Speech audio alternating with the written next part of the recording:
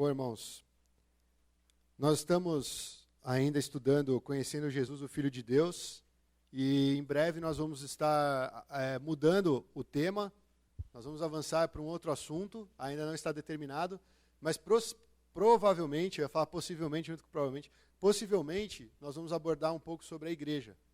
É importante a gente saber o que é o corpo de Cristo, afinal, né?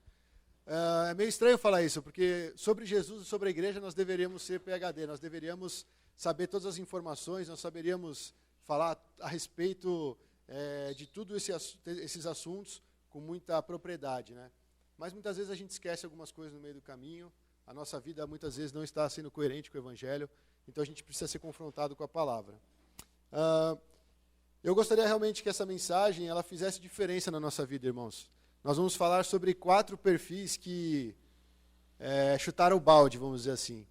E com certeza, eu me identifiquei com algum deles. Eu acho que você também, talvez em alguns momentos da sua vida vai se identificar. Mas o nosso modelo final para seguir é o próprio Jesus. E nós vamos descobrir que o maior propósito de Jesus ter vindo à Terra foi de dar testemunho da verdade. Jesus, ele tinha um posicionamento bem definido. E nós, como cristãos, nós precisamos ter um posicionamento bem definido. E esse posicionamento não é com base no que eu acho, no que você acha, do que os nossos pais acham, do que fulano de tal acha. É a respeito do que a verdade diz. É se posicionar de acordo com a verdade. Então, eu creio que essa mensagem vai nos ajudar a viver para Deus. A viver para Deus seguindo a palavra dEle, fazendo a vontade dEle. E quando a gente fala isso parece meio óbvio, né? Mas a palavra de Deus fala tantas coisas. E se a gente abandona a palavra de Deus, se a gente para de ter um tempo com o Senhor, como o Niel incentivou, né? A gente não para mais para ouvir o Senhor, a gente começa a conduzir a nossa vida de uma forma aleatória, de uma forma relativa.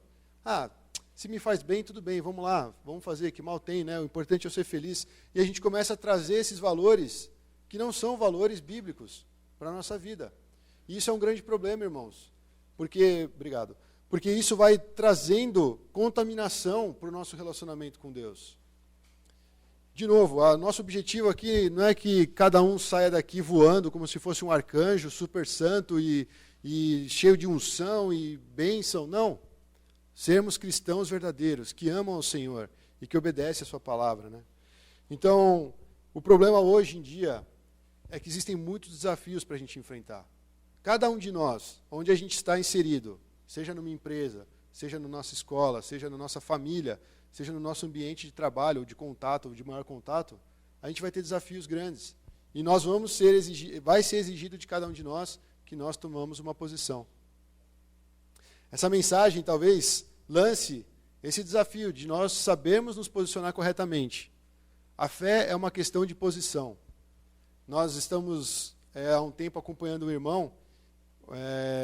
Ele disse que não é cristão ainda, né? Ele tem várias dúvidas, ele tem várias crises, mas as falas dele, ou pelo menos o conhecimento que ele tem, já dá uma bagagem para ele afirmar que ele é um cristão. Mas ele precisa de um posicionamento. Ele precisa se posicionar com firmeza e falar, não, isso que está escrito é o que eu creio, eu quero viver por isso. E aí sim ele vai ter paz para andar como um cristão. Então eu não sei se você tem algum conflito em alguma área. Nós temos várias áreas aí que estão em constante mudança, em constante conflito, e nós precisamos apresentar diante do Senhor e falar, Senhor, como eu posso me posicionar para ter uma vida que agrada ao Senhor? Como é que eu posso me posicionar para ter uma vida de fato vitoriosa, né?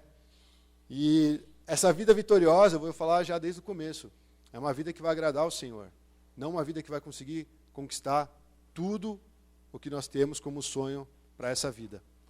O principal objetivo do cristão é agradar o Senhor, é amar aquele que nos convocou para sermos seus filhos.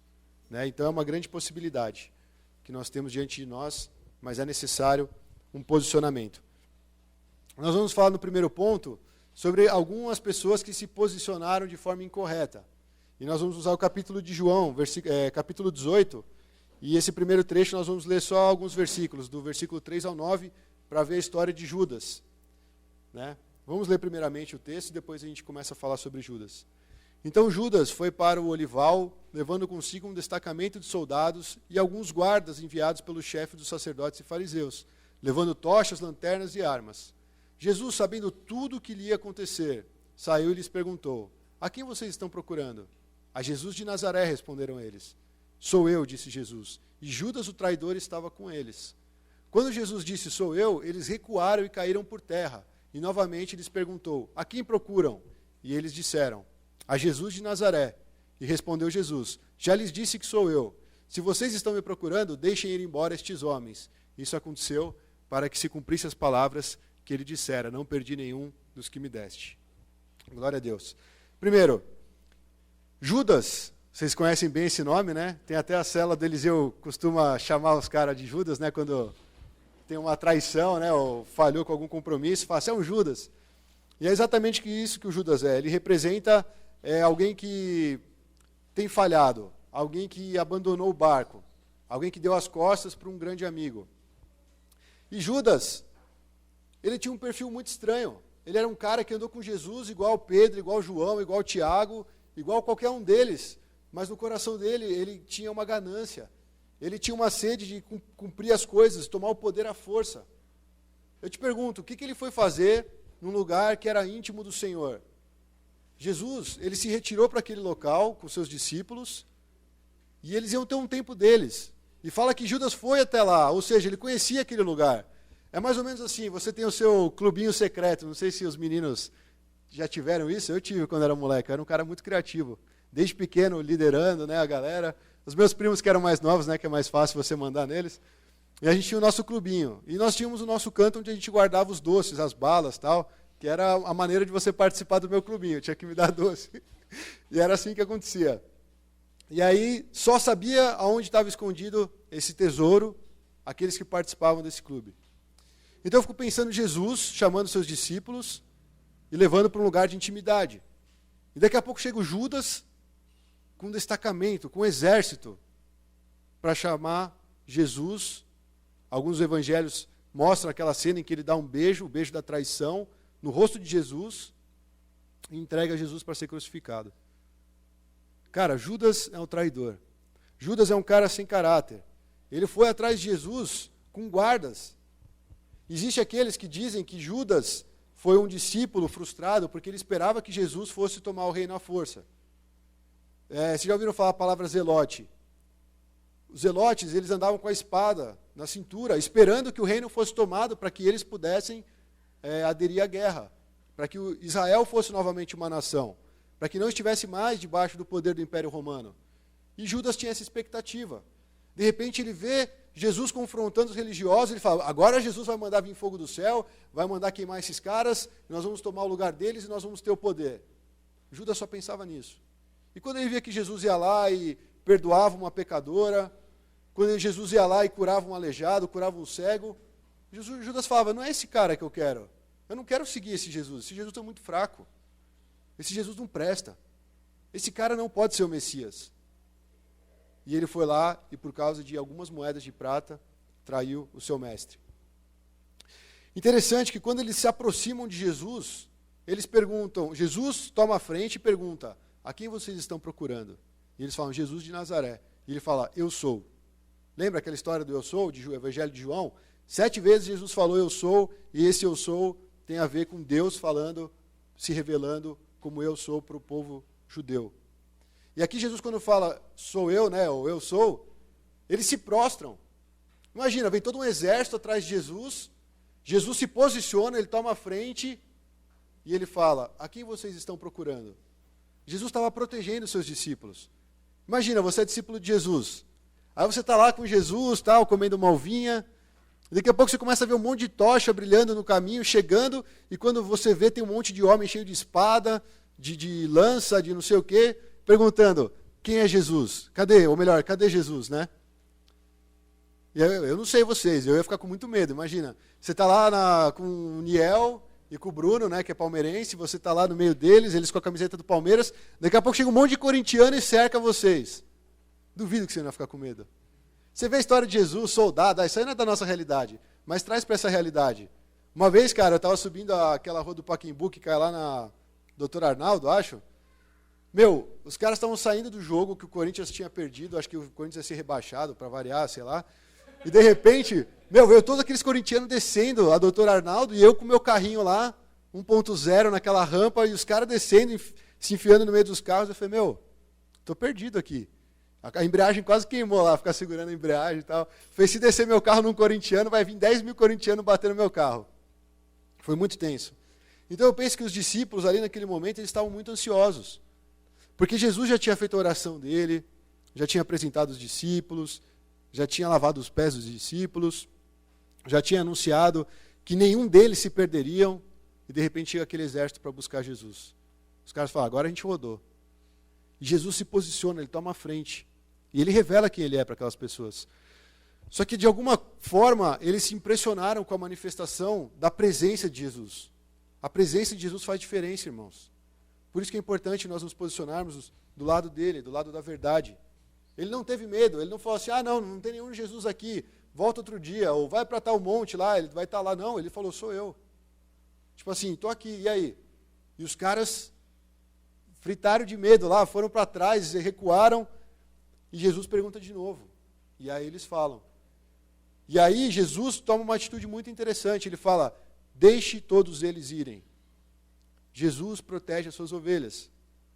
Agora eu te pergunto, Judas não estava sendo protegido por Jesus naquele momento. Por quê? Porque ele foi entregue à própria sorte. Um cara que não tem caráter, um cara que não se posiciona, um cara que é um traidor, ele vai ser entregue à própria sorte. Jesus teve compromisso com aqueles que estavam com ele. Jesus teve compromisso com aqueles que ele amava. Não que Judas não fosse amado por ele, mas nesse momento Judas já tinha mostrado bem qual era o destino que ele estava assumindo. Então, irmãos, Judas não se posicionou. Pelo contrário, ele foi contra o Evangelho. Depois de ter passado 3 anos na escola de Jesus, ele resolve fechar sua matrícula, encerrar sua carreira e virar contra Jesus. Ele entregou Jesus para ser crucificado. Então nós não podemos ter o posicionamento que Judas teve. Esse foi o primeiro posicionamento, o pior deles. Agora as coisas tendem a melhorar um pouco, mas esse aí é o pior posicionamento que a gente pode ter. Alguém que trai a fé, alguém que trai o nosso Senhor. Não considera a palavra de Deus, não considera o amor de Cristo por nós. O segundo, nós vamos falar de Pedro. Pedro é uma figura, assim, é um ícone do Evangelho, né? E ele é um cara muito humano. Nós vamos ler aqui, eu vou tentar resumir para a gente não perder muito tempo lendo o trecho, mas tem um ponto que é interessante a gente ler. A gente vai ler o João 18, do 10 ao 11. Assim que Jesus se apresentou, ele falou, deixa eles irem embora para que se cumprisse a palavra, a oração dele, para guardar todos aqueles que Deus deu para ele. Olha o que acontece. Simão Pedro, que trazia uma espada, tirou-a e feriu o servo do sumo sacerdote, decepando-lhe a orelha direita. E o nome daquele servo era Malco. Jesus, porém, ordenou ao Pedro, guarda a espada. Acaso não haverei de beber o cálice que o Pai me deu? E outro trecho que nós leríamos a respeito de Pedro, mas eu não vou ler aqui para não ficar muito comprido, mas está no seu boletim, é a respeito de Pedro negar Jesus 3 vezes. Foi exatamente, ocorreu exatamente nesses intervalos, onde Jesus foi preso, Jesus foi levado até os religiosos, e nesse interim, João e Pedro estavam seguindo Jesus. Só para resumir essa história, eu acho, todos assistiram Paixão de Cristo, não é spoiler, né? Todo mundo já assistiu, espero. Nessa cena do Paixão de Cristo, quando eles pegam Jesus, Pedro toma a frente, pega a sua espada, decepa a orelha direita do Malco. E o que Jesus faz? Guarda a sua espada. Por acaso eu não aceitaria aquilo que o Pai está mandando para mim? Ou, em outras palavras, será que eu não deveria cumprir a vontade de Deus, Pedro? Por que você está agindo dessa forma? Ele pega a orelha, mete o super bonder lá e volta a orelha para o cara e está funcionando, está ouvindo. Imagina. E essa cena é muito bonita lá no Paixão de Cristo. Mostra toda essa violência, ele cortando, decepando, Jesus pegando, colocando de volta, o cara fica até impressionado, nossa, colou, né? Não está nem sangrando mais. E aí mostra a trajetória de Pedro, na sua humanidade. O Pedro que se levantou e quis defender Jesus, foi o único discípulo daqueles todos que se levantou contra aquele destacamento, aquele exército todo, para defender Jesus. E ainda foi repreendido por Jesus. Tipo, não faz isso, cara, não é para isso que eu fui chamado. E de repente ele se vê naquela angústia, nossa, pegaram o nosso mestre, levaram o nosso mestre, e aí ele está com João, e João vai indo, seguindo Jesus, e de repente quando eles estão entrando na região onde o sumo sacerdote está, João tem acesso àquele lugar, porque ele conhecia o sumo sacerdote, a Bíblia fala isso. E de repente ele vai lá, troca uma ideia e libera Pedro, para Pedro entrar também. E a mulher que estava guardando a porta fala assim, Pedro, eu te conheço de algum lugar. Acaso você não era um dos discípulos? Ele fala, não, eu não estava com ele, não conheço esse homem. E aí depois, se você pegar a Bíblia, versículo... ele está narrando essa história, que eles estão seguindo e tal. Versículo 15 em diante, ele vai narrando essa história do Pedro seguindo Jesus de longe, e de repente tem um corte, no versículo 19, se eu não me engano, onde mostra Jesus sendo julgado pelo sumo sacerdote. Eles fazendo uma pergunta para Jesus. E na história, no filme, o Mel Gibson conseguiu retratar bem esse momento. Porque tem esse corte do Pedro negando Jesus, as coisas acontecendo simultaneamente, Jesus sendo julgado pelos religiosos. E quando o Pedro nega Jesus pela terceira vez, o galo canta e o Jesus dá uma olhada para o Pedro, porque Pedro já estava dentro daquele estabelecimento. E aí você vê Pedro ficando com vergonha. Pedro não acreditando que ele traiu Jesus, que ele negou Jesus. A história de Pedro, se nós formos levar bem a sério, analisar bem a fundo, tem muito a ver com a gente. A gente está cheio de boa vontade. A gente tem muitos sonhos, a gente realmente tem sinceridade, a gente é verdadeiro com o Senhor, mas muitas vezes a gente confia mais em nós mesmos. Quando Pedro teve aquele ímpeto de chegar e defender Jesus, cortando a orelha do cara, ele não parou para pensar, porque Pedro era um cara impulsivo. Pedro era um cara que estava sempre a 220. Os discípulos estavam pensando, será que é Jesus? Ele já estava mergulhando no mar e indo encontrar Jesus. Ele sempre foi um cara assim, intenso. Só que muitas vezes nessa intensidade ele fez muita besteira. É o perfil dele, né? Mas muitos cristãos, assim como Pedro, costumam agir na impulsividade. Agir na impulsividade, ou melhor, agir impulsivamente, traz algumas consequências. Quando perguntaram para ele pela terceira vez se ele não era um dos discípulos que andava com Jesus, aquela pessoa que identificou foi alguém que viu ele cortando a orelha do soldado. Do soldado não, do servo do sumo sacerdote. Em outras palavras, aquilo que a gente faz na nossa afobação, um dia pode trazer consequências. E a pessoa lembrou, eu vi você lá no jardim com Jesus. Não foi você que cortou a orelha do cara lá? Não, não fui eu não. A mão se bobear estava até cheia de sangue ainda, né? Então eu vejo que diante da situação de risco, o Pedrão prefere, desculpa o termo, tirar o seu da reta, né? Ele não quer ficar envolvido com a questão. Ele prefere se proteger, ele prefere se privar de passar aquilo. E muitos cristãos agem assim. A gente se posiciona de uma forma intensa, não, eu sou cristão, eu faço isso, eu dou dízimo, mas quando chega no momento em que a nossa credibilidade, a nossa cara está em jogo, a gente, opa, peraí, não é tão sério assim, né? Então Pedro, ele tinha boa vontade, como muitos de nós temos, mas ele foi até um ponto, por causa da humanidade dele. A humanidade de Pedro ainda era muito evidente. E muitos de nós, cristãos, em algumas fases da nossa vida, nós somos assim. Tanto por agir impulsivamente, quanto por nós carregarmos essa bagagem da nossa humanidade. O que eu quero dizer com isso? De nossos pecados mesmo. Às vezes nós somos relapsos em algumas coisas. A gente às vezes descuida de algumas áreas da nossa vida. Isso nós vamos carregando como se fosse normal no cristianismo. Mas não é. Por que não é? Porque depois nós vemos Pedro como é que ele ficou.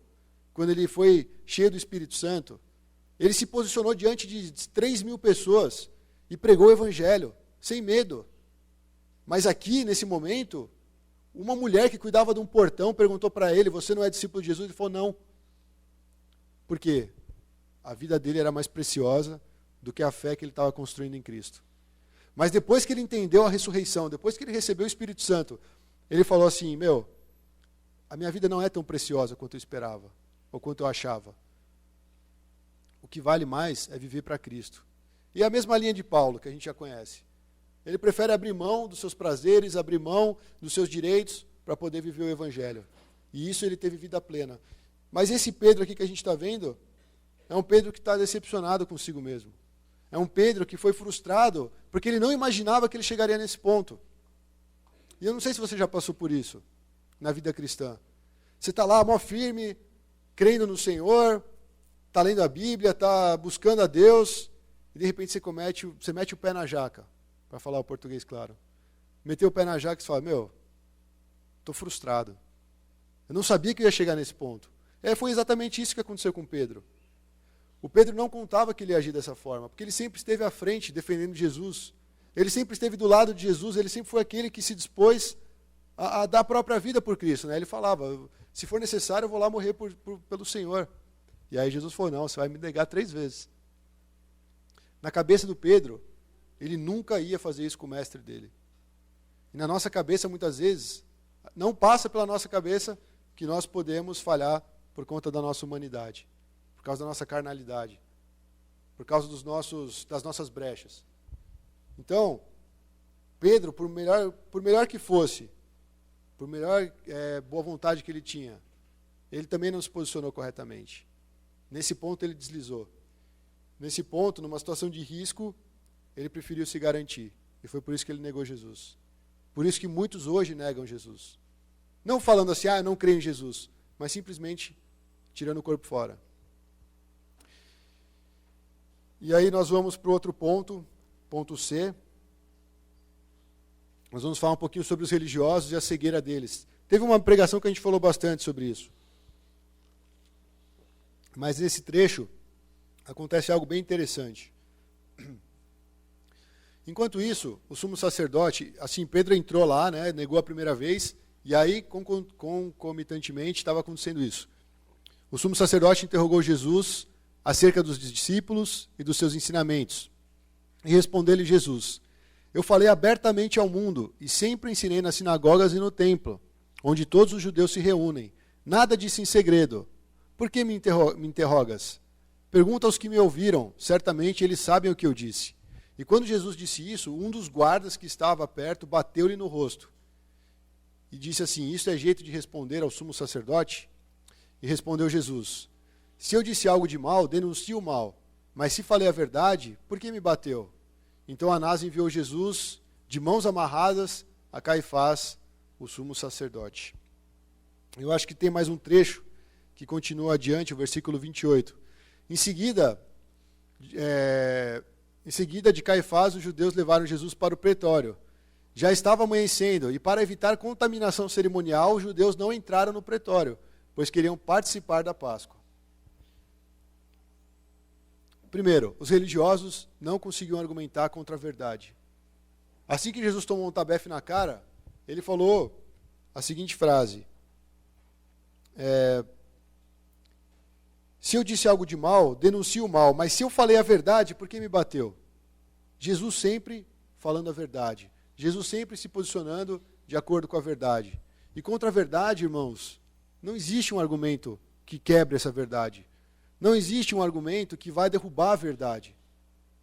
Mas os religiosos, a posição deles é mais em busca de prestígio, de títulos, de fama ou de visibilidade do que da verdade.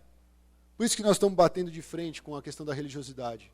Uma vida cristã religiosa, ela vai alejar o nosso espírito. O nosso espírito não vai ser livre como ele foi feito para ser. E quando eu falo espírito, eu falo o que Paulo quis dizer com o homem interior. Deus nos criou para nós sermos livres nele. Deus nos criou e nos deu Cristo para que nós tivéssemos uma nova vida. Mas os religiosos, eles colocam a gente num formato, num quadradinho, e a gente não pode sair de lá. E quando você pergunta assim, mas por que não pode? Não existe resposta.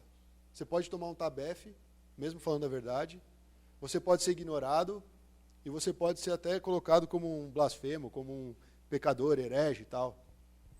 Então esses religiosos não tinham argumentos contra a verdade ensinada por Jesus. O próprio Jesus falou, pergunta para qualquer um, eu sempre estive lá fora, eu ensinava aqui, ensinava ali, as pessoas estavam presentes, e agora vocês estão perguntando o que eu ensinava? Eles sabem o que eu ensino. Eu nunca escondi de ninguém. Se fosse necessário, Jesus pregaria de novo para eles ali.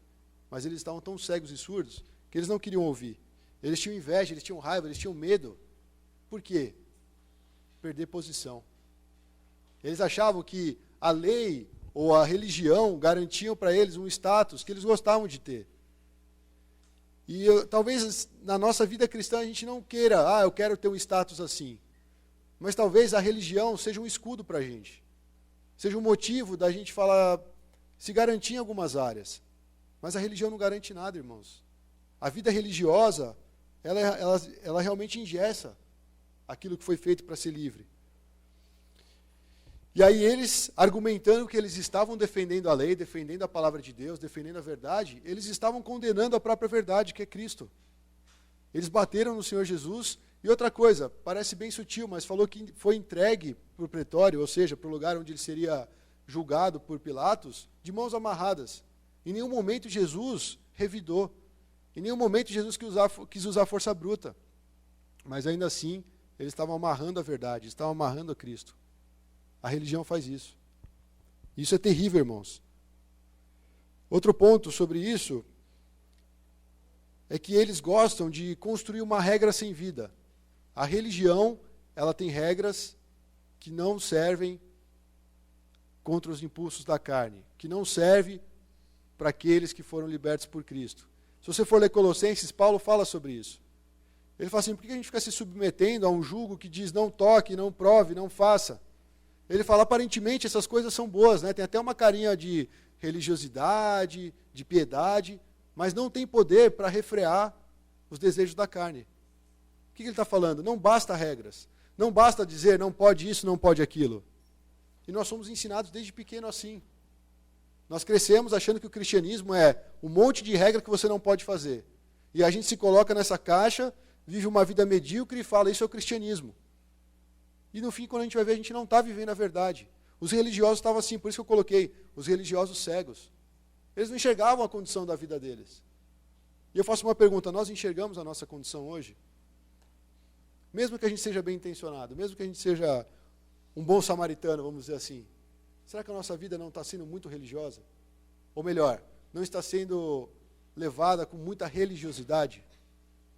Eu tenho que fazer isso, não posso fazer aquilo. Eu não estou dando espaço aqui para uma libertinagem, de você fazer o que você quiser, o que der na telha. Não é isso. Mas os valores do mundo, nós estamos falando de posicionamento. Os valores do mundo, eles entram aqui. Onde as coisas não são mais absolutas.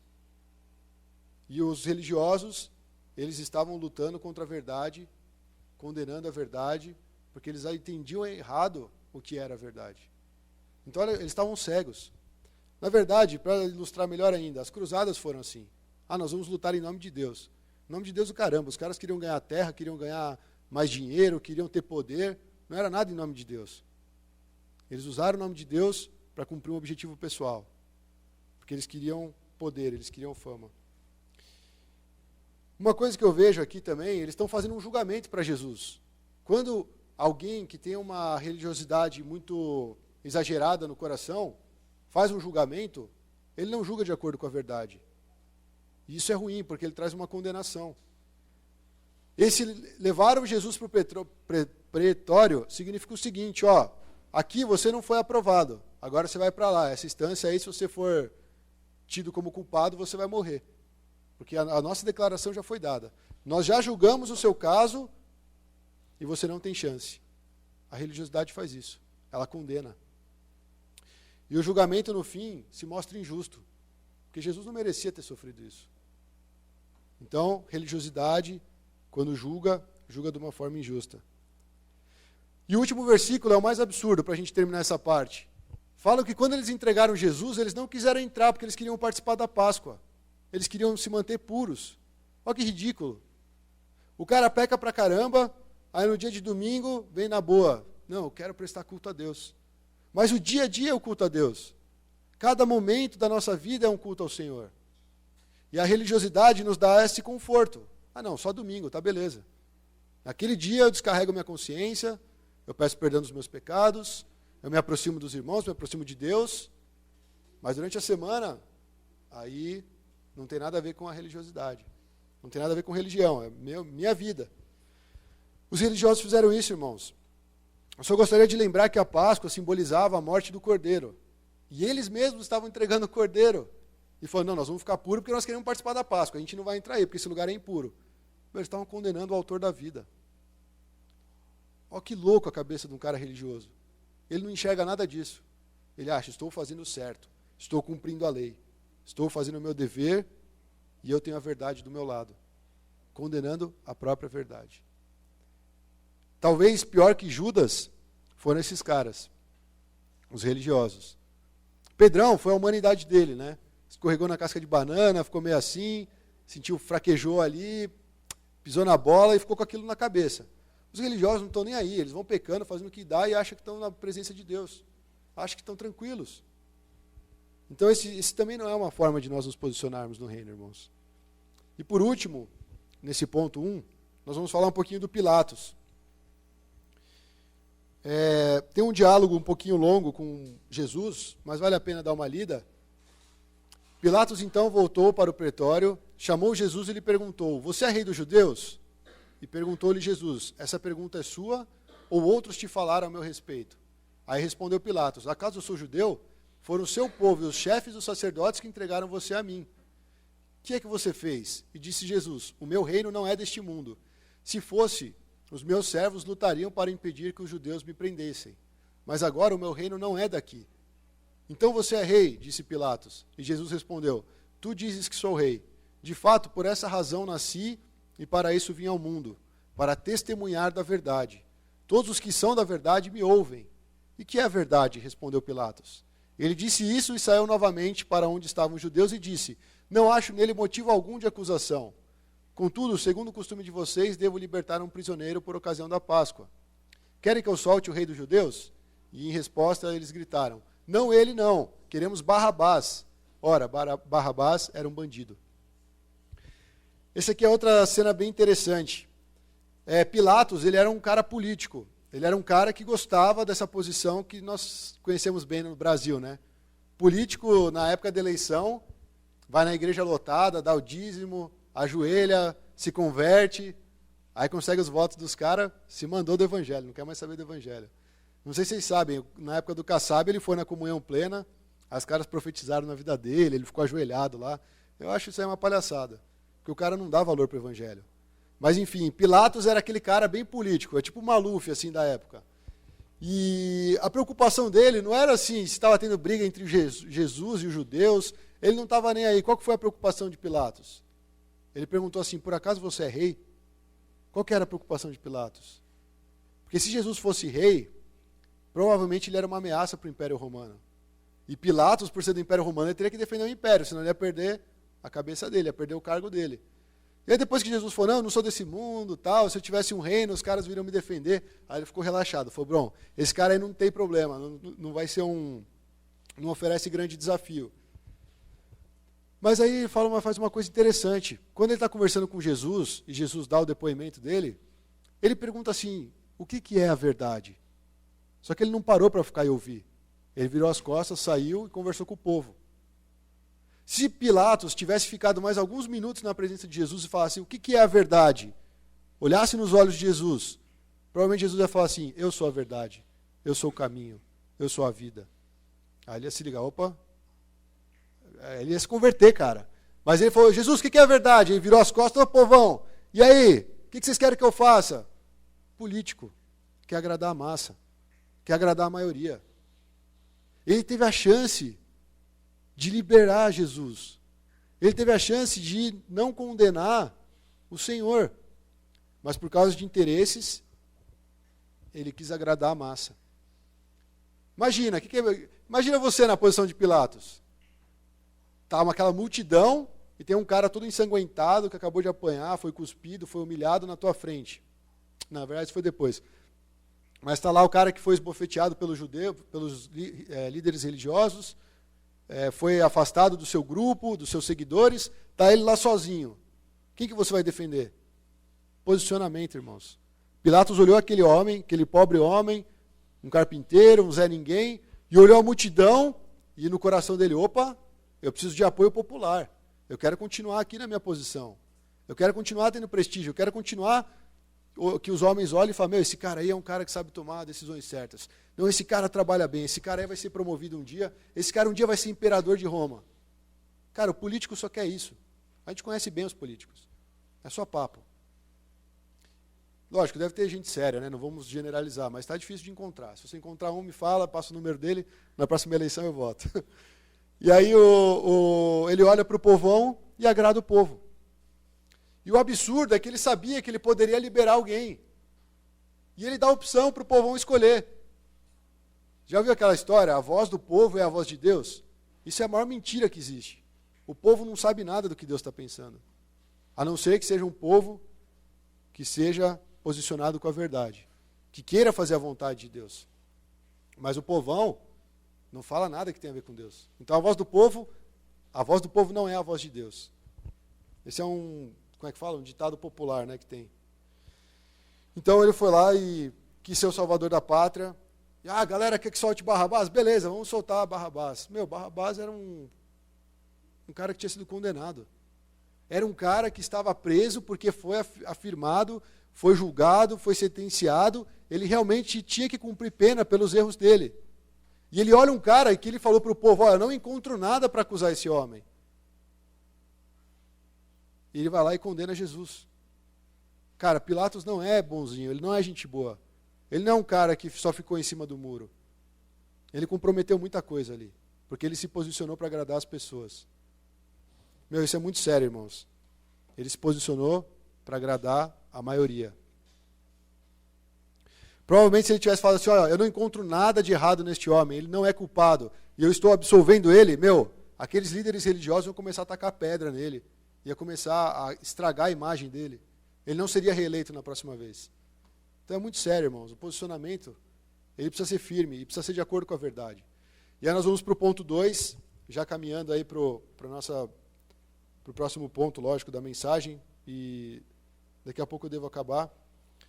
Mas a frase de Jesus nos leva a enxergar como se posicionar corretamente. A resposta que Jesus deu é o trecho que nós vamos ler para esse ponto. João 18, do 36 ao 37. Jesus respondeu para o Pilatos, o meu reino não é deste mundo, e se fosse, os meus servos lutariam para impedir que os judeus me prendessem. Mas agora o meu reino não é daqui. Então você é rei, disse Pilatos. Jesus respondeu, tu dizes que sou rei. De fato, por esta razão nasci e para isso vim ao mundo, para testemunhar da verdade. E todos os que são da verdade me ouvem.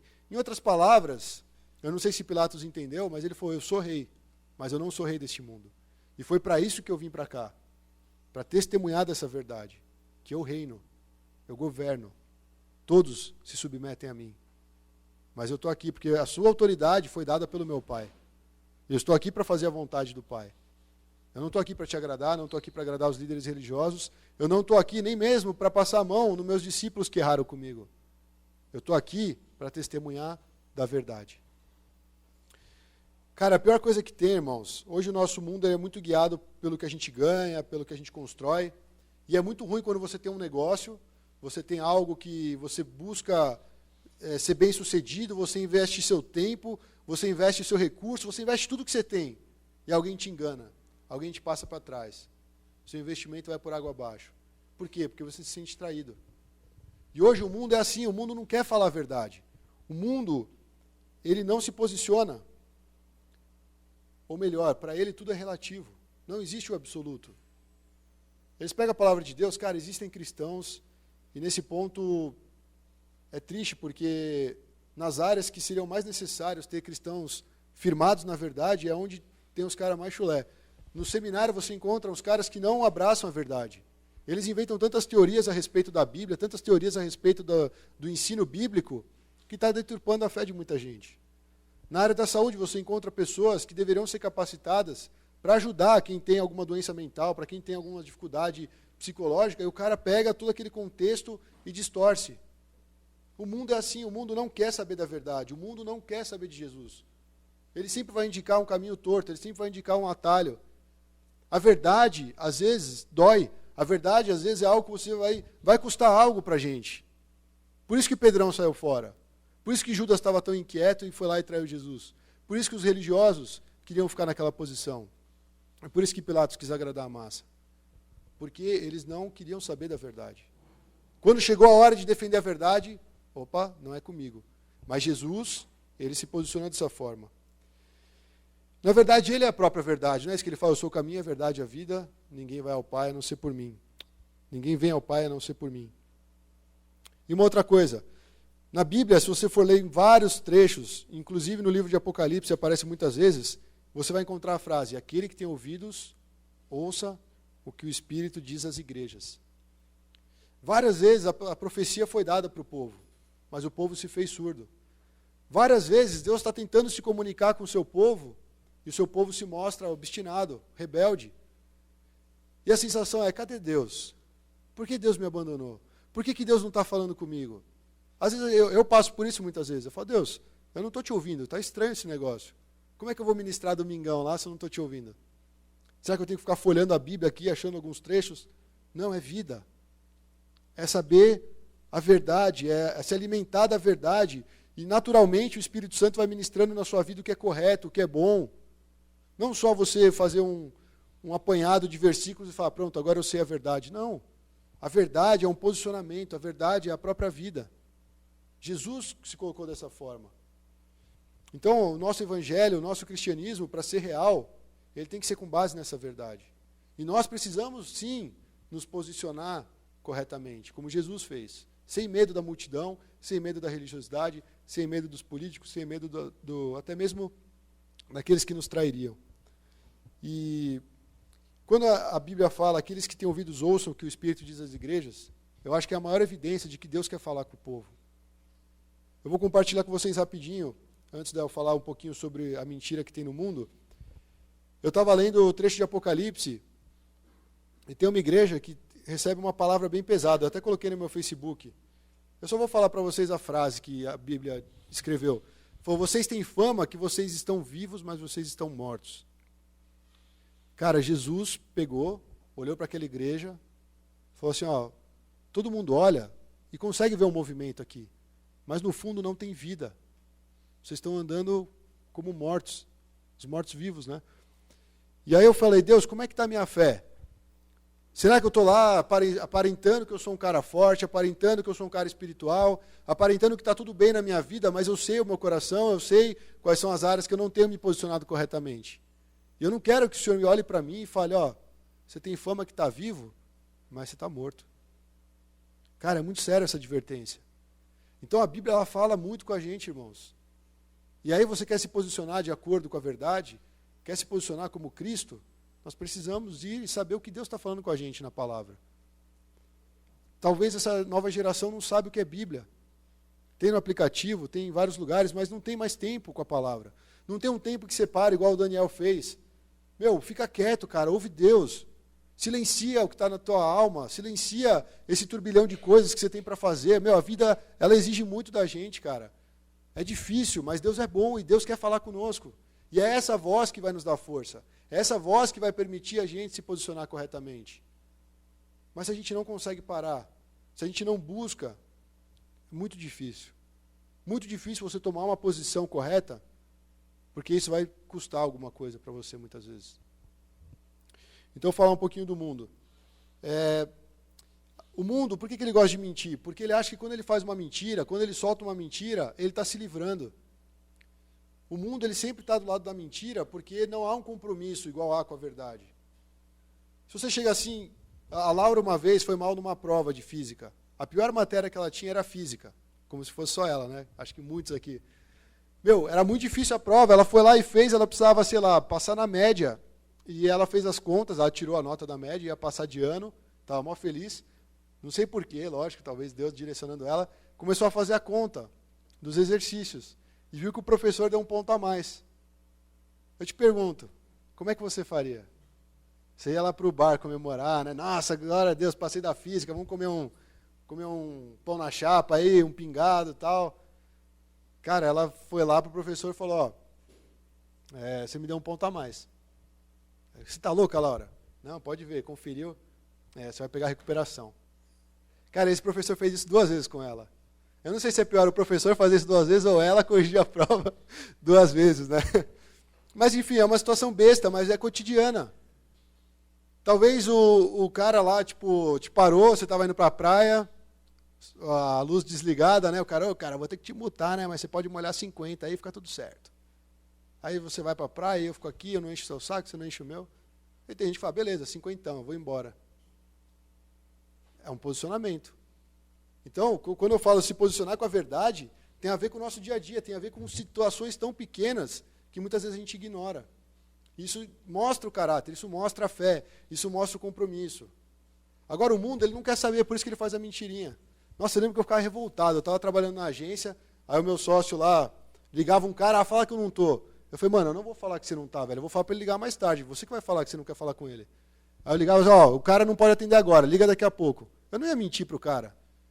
Eu ficava revoltado, porque assim, eu falei, eu tenho que mentir porque o cara não tem coragem de encarar o cliente. Nossa, eu ficava revoltado. Mas assim, é um posicionamento. Ele acha assim, não tem problema, fala que eu não estou, o cara vai desligar e vai esquecer de mim. O mundo faz isso. Parece coisas pequenas, mas que comprometem. Um dia que ele precisar fazer uma coisa um pouquinho maior, talvez ele não se importe, porque ele já fez um pouquinho ali. Ele pegou aquelas caquinhas, jogou embaixo do tapete, só que tem uma hora, que o tapete está cheio. E vai para onde esses negócios? Vai para a conta dele. As pessoas vão olhar e vão falar, esse cara aí não é confiável. Esse cara fala que é isso, mas ele faz isso. Então, se posicionar na verdade, irmãos, é um desafio. Olha o que Paulo fala na carta aos Romanos. Romanos 1:25. Falaram que os homens trocaram a verdade de Deus pela mentira. Os homens trocaram a verdade de Deus pela mentira. O que nós temos acreditado? O que a gente tem deixado entrar como um valor na nossa vida? Será que tem a ver com a palavra de Deus? Ou nós estamos trocando a palavra de Deus pela mentira? E é uma conclusão que eu tenho a respeito disso. Não viver na verdade significa viver na mentira. E a Bíblia deixa muito claro, quem é o pai da mentira? Satanás. Ele é o pai da mentira, ele que vive mentindo. Ele gosta de enganar.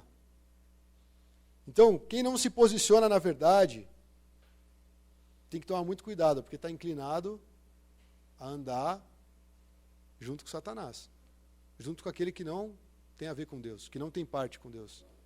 E eu sei que não é a nossa intenção. Pedro fez isso, por causa do pecado dele, da humanidade. Mas depois ele se arrependeu, cara. Ele talvez assim, ele fala, se Jesus ressuscitasse, aparecesse diante de mim, nossa, eu ia mergulhar nos pés dele e pedir perdão, porque eu não queria ter feito aquilo com ele. Pensando, que Jesus estava morto e não ia voltar nunca mais. Quando Jesus aparece para Pedro, ele vai todo afobado, ele mergulha no mar. Acho que estava meio pelado, assim, se bobear só com uma sunguinha ali. Foi lá correndo e chegou Jesus, mestre, né? E ele quis ter esse momento com Jesus. Só que quem se aproximou dele foi o próprio Jesus. E restaurou Pedro. Pedro, tu me amas? Senhor, você sabe que eu te amo. Pedro, tu me amas? Você sabe, Deus, eu te amo, né? Pedro, tu me amas? Aí começou a chorar. Deus, você sabe que eu te amo, não sei o quê. Eu estava guardado dentro dele. E se bobear, ele ia levar isso até lá para frente. Mas Jesus queria tocar naquela ferida e falar, Pedro, vamos andar na verdade, Pedro. O que passou, passou. Eu te perdoei. Eu estou aqui para te restaurar, não para te condenar. Mas se você não quiser andar na verdade, Pedro, por onde você vai andar? Então os cristãos não podem abandonar a verdade. Um outro trecho, para a gente já caminhar para a conclusão. João 12 falou que muitos líderes dos judeus creram em Jesus, mas por causa dos religiosos não confessavam a fé com medo de serem expulsos da sinagoga. E o texto ainda diz, pois preferiam a aprovação dos homens do que a aprovação de Deus. Quem não se posiciona de acordo com a verdade, além de estar inclinado a seguir a mentira de Satanás, que é o pai da mentira, está inclinado a buscar a aprovação dos homens, e não a aprovação de Deus. Deus, qual é a sua vontade para a minha vida? É essa? A sua palavra diz isso? Cara, Deus, é muito difícil, eu não sei não. Aí ele vai falar para você, eu te dei o Espírito Santo, eu estou com você todos os dias, eu te capacito para isso. Eu coloco o amor que você precisa, eu coloco a paz que você precisa, a paz que o mundo não pode dar. E Deus quer nos encher com a presença dEle e capacitar para nós vivermos o Evangelho. Isso é uma prática diária, é um esforço, irmãos. Os relacionamentos não chega pronto, tem que ser construído. E Deus sempre está disposto a caminhar mais um pouquinho com a gente. E outra coisa, que eu acho que vale fazer a pergunta, nós temos mais temor de Deus ou mais temor dos homens? Pilatos, cara, vacilão, tinha medo dos homens, queria a aprovação dos homens. Não estava nem aí para quem Deus era. Mas se nós professamos a fé cristã, como é que a gente vai ter esse posicionamento? De querer agradar mais aos homens do que a Deus. E a Bíblia fala, muitos creram, muitos judeus, muitos líderes dos judeus creram, mas eles não queriam ser expulsos das sinagogas. Eles não queriam ser julgados pela religião. Então, o nosso estilo de vida, o nosso comportamento, as nossas escolhas, elas revelam qual tem sido o nosso posicionamento. E hoje, nessa mensagem, eu acho que é um momento de nós refletirmos a respeito do nosso posicionamento. Não visando assim, Deus, eu vou ser um cara mais bonzinho.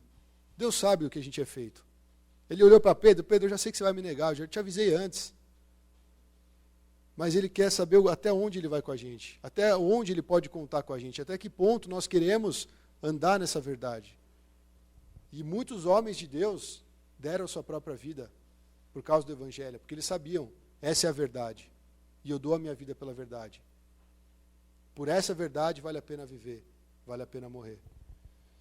Então, para concluir e fazer um panorama geral, eu vou concluir agora sim, verdade, não vou mentir, né, porque quem mente é o pai da mentira, é Satanás.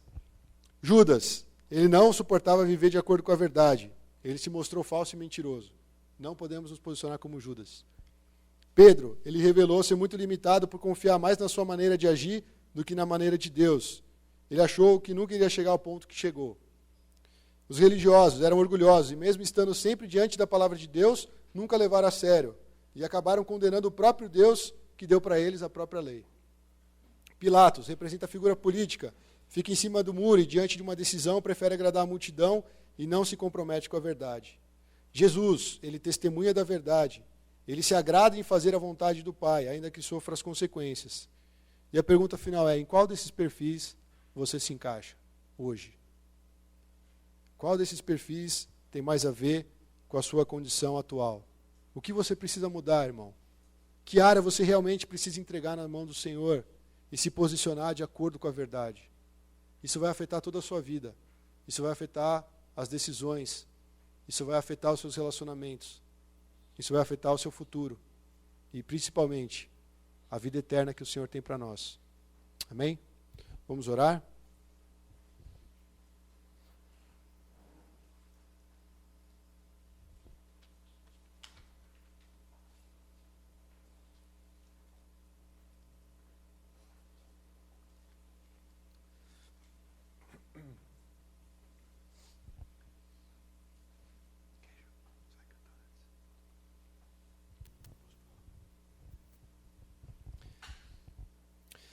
Senhor, nessa tarde nós queremos engrandecer o Teu nome, Senhor, porque toda a verdade vem do Senhor.